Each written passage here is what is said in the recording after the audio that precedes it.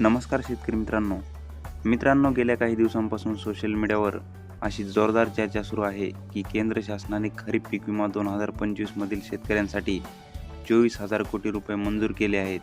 या बातमीमुळे शेतकऱ्यांमध्ये मोठा संभ्रम निर्माण झाला असून हा पीक विमा खरंच मंजूर झाला आहे का, असे प्रश्न विचारले जात आहेत. मात्र पीक विमा प्रक्रियेतील वस्तुस्थिती आणि प्रलंबित दावे पाहता इतक्या मोठ्या रकमेचा पीक विमा थेट मंजूर होणे सध्या शक्य नाही. ही बातमी केवळ अफवा आणि जुन्या माहितीचा विपर्यास असल्याचे दिसून येत आहे. सध्या शेतकऱ्यांच्या खात्यात 2024चा पीक विमा जमा होण्याऐवजी 2020 पासूनचे दावे प्रलंबित आहेत. 2020-21चा पीक विमा आजही कोर्टात प्रलंबित आहे. तर 2023 आणि 2024चा पीक विमा खरीप व रब्बी दोन्ही अनेक जिल्ह्यांना अद्याप मिळालेला नाही.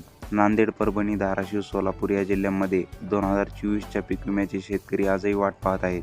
पीक कापणीच्या अंतिम अहवालाला 2 महिन्यांपेक्षा जास्त कालावधी उलटला असतानाही पीक विमा कंपन्यांनी विमा वितरणाची प्रक्रिया पूर्ण केलेली नाही, ज्यामुळे शेतकऱ्यांना मोठा आर्थिक फटका बसत आहे. पीक विमा कंपन्यांनी पीक कापणीच्या अंतिम अहवालानंतर 3 आठवड्याच्या आत विमा वितरित करणे बंधनकारक आहे. कंपन्यांनी उशीर केल्यास 12% व्याज आकारण्याची तरतूद आहे, असे सरकारने अनेकदा स्पष्ट केले आहे. मात्र वारंवार नियम मोडले जात असूनही कंपन्यांवर कोणतीही कडक कारवाई होत नाहीये. या गोंधळामुळे आणि कंपन्यांच्या मनमानी कारभारामुळे शेतकरी हतबल झाले आहेत. शेतकऱ्यांच्या प्रश्नावर राज्याच्या विधिमंडळात पुरेशा गांभीर्याने चर्चा होत नसून केंद्रातील खासदारांनाच हा विषय प्रभावीपणे मांडावा लागत आहे. सध्या खरीप 2025च्या पीक विम्यासाठीचा आकडेवारी गोळा करण्याचे काम वेगवेगळ्या टप्प्यांमध्ये सुरू आहे. मूग, उडीद आणि मका या पिकांची आकडेवारी पुढे पाठवली असली तरी सोयाबीन, कापूस, तूर आणि कांदा यांसारख्या प्रमुख पिकांच्या पीक कापणीचे अंतिम प्रयोग आणि आकडेवारी जमा व्हायला अजूनही कालावधी लागणार आहे.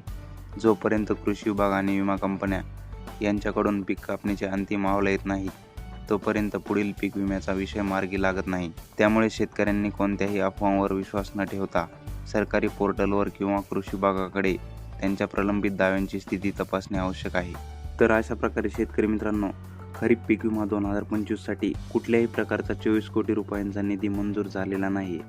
त्यामुळे अशा अफवांवर शेतकऱ्यांनी विश्वास ठेवू नये. या संदर्भातील जे अपडेट येईल ते आपण व्हिडिओच्या माध्यमातून तुमच्यापर्यंत पोहोचवू. मित्रांनो, माहिती आवडली असेल तर व्हिडिओला नक्की लाईक करा आणि ही माहिती जास्तीत जास्त शेतकऱ्यांपर्यंत पोहोचवण्यासाठी व्हिडिओ शेअर करा. आणि ज्यांनी कोणी आपल्या चॅनलला अजूनही सबस्क्राईब केले नसेल तर खाली दिलेल्या लाल कलरच्या सबस्क्राईब या बटनवर क्लिक करून आपल्या कृषी योजना या यूट्यूब चॅनलला सबस्क्राईब करा व बेल आयकॉनला प्रेस करा. आणि तुमचे काही प्रश्न असतील तर कमेंट बॉक्समध्ये नक्की विचारा. धन्यवाद.